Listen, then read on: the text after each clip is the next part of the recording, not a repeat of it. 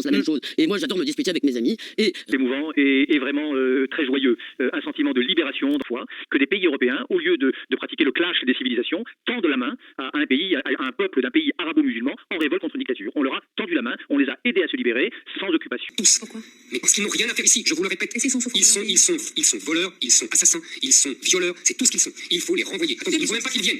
Et si pour cela, Christine, il faut sortir de la Cour européenne des droits de l'homme, qui, je vous le rappelle, c'est l'origine du mal. C'est la Cour européenne des droits de l'homme et la Convention des droits de l'enfant qui nous oblige à ne expulser personne. Il faudra sortir de la Convention européenne des droits de l'homme. Ceux qui sont violeurs. Non, Christine, il ne faut pas se donner le choix. Il faut en laisser rentrer personne. Il ne faut, vous savez, moi je pense, vous pensez à ces enfants qui sont en souffrance, moi je pense aux femmes qui sont violées par ces gens. J'ai demandé pourquoi on ne créait pas un tribunal pénal international sur les djihadistes. On l'a. C'est pas au premier Bruno Camus, qu'on ne voit et n'entend nulle part, a forgé une expression qu'on entend tout le temps et partout. Le grand remplacement. Certaines personnalités comme Éric Zemmour, Yvan Rioufol la revendiquent explicitement, d'autres la critiquent, mais toujours en anonymat. J'ai cité Régis Debray. Et puis, certains, en quelque sorte, en font un drapeau. J'ai cité Édouard Louis, le romancier, l'auteur de livres retentissants et Belle Gueule, qui appelle au grand remplacement de la vieille France. J'aurais pu citer aussi Léonora Miano, une romancière contre la prévalence de ce qui se passe à mes yeux. Alors peut-être que je me trompe complètement et que je suis complètement fou. Nous sommes racistes. Nous croyons au racisme. Il y a des racistes. Je vous écoute. Vous voulez quoi, les fachos? Bannir la musique nègre. Je veux simplement que qu'on mène une politique culturelle identitaire et par conséquent que les médias publics promeuvent la musique française ou occidentale, et pas la musique nègre. Qu'est-ce que vous considérez? La musique nègre, c'est l'expression de l'âme des populations de race congoïde.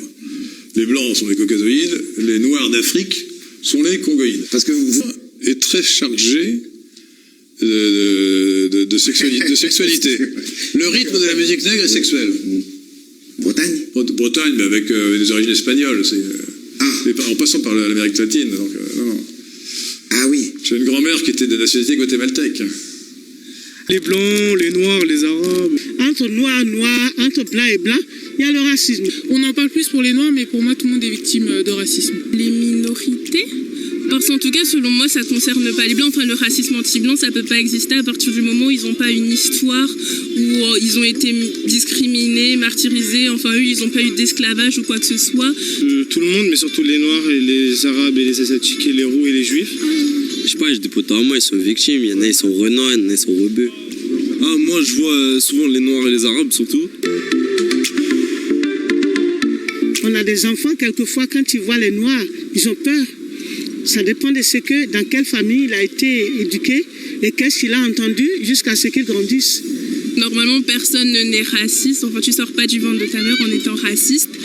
Et c'est quelque chose qui s'apprend dans chaque société, dans les familles et aussi un petit peu à l'école sans qu'on s'en rende vraiment compte. Tout ce qui nous fait peur, il faut s'approcher.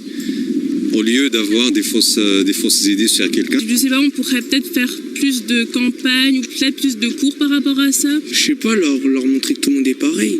Je pense qu'à mon avis, il devrait y avoir plus de manifestations, plus de gens qui devraient se regrouper et je pense que ça finira par aboutir. Mais après, il y en a qui sont arriérés, ils sont comme ça et puis voilà, c'est la vieille génération.